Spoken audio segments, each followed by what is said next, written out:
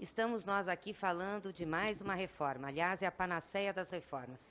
Fazendo reforma, nós vamos sair da crise. De novo vem o ditado, de novo vem a mesma argumentação. E nessas reformas, obviamente, que para elas ser feitas, alguém tem que ser o bandido a ser caçado, o bandido a ser exterminado. E agora os bandidos são o Estado brasileiro e os servidores públicos, que passam a ser criminalizados, responsabilizados por todos os problemas que o Brasil enfrenta. Aconteceu isso lá atrás na reforma trabalhista, onde os bandidos eram os trabalhadores, os direitos dos trabalhadores foram criminalizados. Fazia-se a reforma trabalhista e nós teríamos a solução dos problemas, inclusive com a geração de empregos. Hoje nós estamos com mais de 14 milhões de desempregados, 6 milhões de desalentados, os trabalhadores em serviços precários, e a reforma trabalhista não serviu para absolutamente nada, a não ser para aumentar o lucro das empresas. Depois veio a Previdência. Na Previdência também nós tínhamos a criminalização dos direitos previdenciários, dos mais pobres, porque na Previdência Pública, embora o teto seja de 5 salários, a maioria ganha até 2 salários mínimos. Aliás, a maioria mesmo ganha 1 salário mínimo. Então, foi sobre esse contingente de pessoas que foi feita uma reforma retirando direitos. Também ainda não deu efeito, segundo o governo.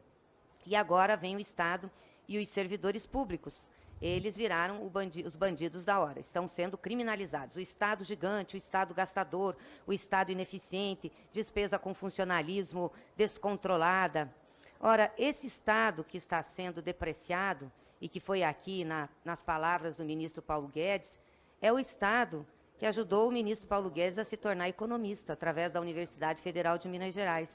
É o Estado que, através do CNPq, disponibilizou as condições para que ele fosse para os Estados Unidos para estudar na Universidade de Chicago. Esse Estado não serve mais para as pessoas, só serviu para o senhor?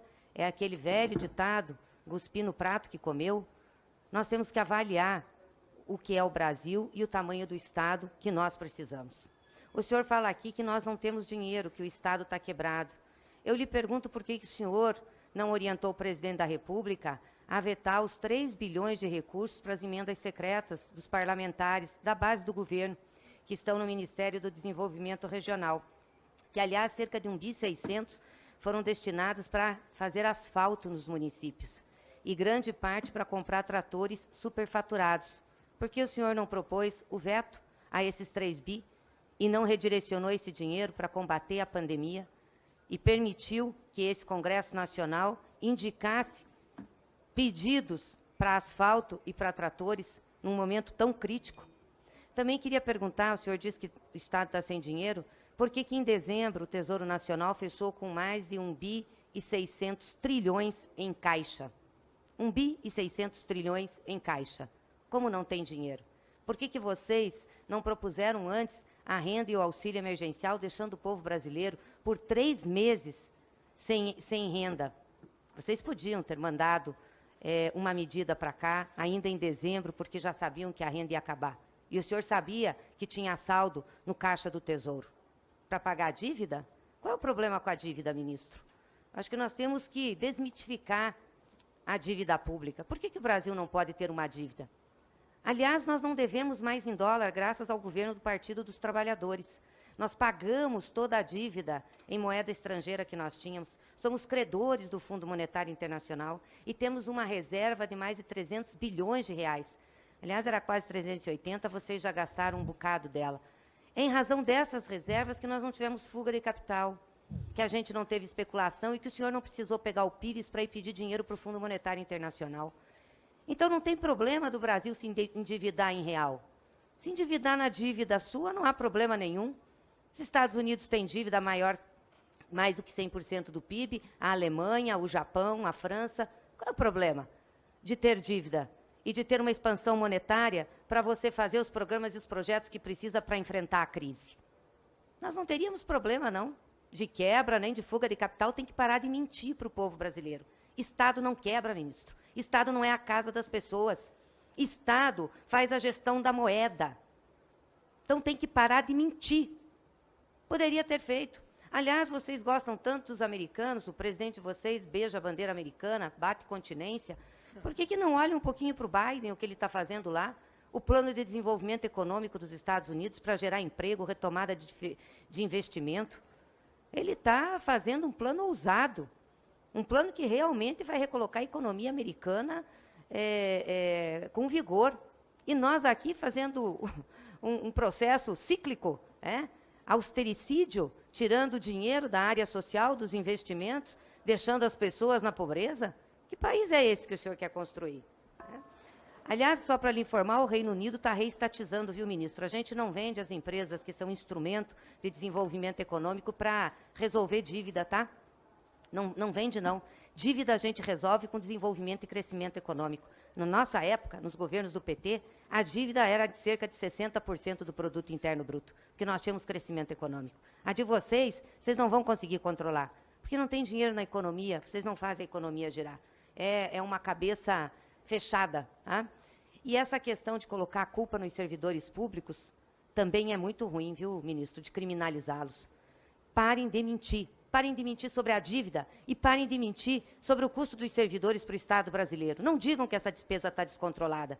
O senhor sabe que desde 2003, o gasto com o pessoal da União é de cerca de 4,5% do produto interno bruto. Entre 2006 e 2010, chegou a 3,8%. Agora, em 2020, está 4,3%. Então, nós não temos um descontrole de gasto de pessoal. Nós temos, sim, um controle que está sempre relacionado ao nosso produto interno bruto, à riqueza do Brasil. E o Brasil precisa de servidores. Aliás, o número de empregados públicos na população brasileira é muito abaixo que dos outros países. Aqui é 5,4%, nos Estados Unidos 7,3%, na OCDE a média de 9,5%. Nós não temos um Estado agigantado. Nós não temos um Estado com muitos servidores públicos. Se quer combater privilégio, por que não propuseram aqui medidas em cima do Judiciário, em cima do Ministério Público, em cima dos militares? Por que vocês deram um aumento para os militares de 7,3 bilhões de reais agora em 21 e cortaram 30 bilhões da saúde? Por que essa necessidade de dar aumento para militar? Por que os militares tiveram, ano passado, 4% acima da inflação? E o pessoal do civil teve uma redução de 2% real no seu salário. Olha, ministro, dos 11 milhões e 400 mil postos de trabalho públicos no Brasil, contando federal, estadual e municipal, metade ganha menos de 2.700 reais. São salários baixos e estão na prestação direta de serviço da população. Saúde, educação, assistência social. De cada 100 servidores, ministro, 22 são professores, 2 de outra área da educação, 11 da área de saúde, 5 da limpeza, 4 da segurança. São servidores que prestam serviço às pessoas, não são parasitas, não. São pessoas que ganham pouco e ajudam a população do Brasil, que ganha muito pouco. Nosso país pode ser rico em riquezas naturais, mas é pobre em termos de povo. O nosso povo ganha muito pouco, a maioria absoluta da população é muito pobre. E é muito ruim ver um governo que trata os pobres com preconceito, que trata os pobres como estatística, que acha que pobre não merece serviço de qualidade. Vocês queriam privatizar o SUS, queriam fazer um plano popular de saúde. Teve que vir uma pandemia para mostrar o que é o Sistema Único de Saúde, a grandeza dos nossos servidores da saúde. Agora vocês querem destruir outros serviços e querem fazer o Estado como subsidiário do setor privado. Se o setor privado fosse bom, nenhuma empresa quebrava.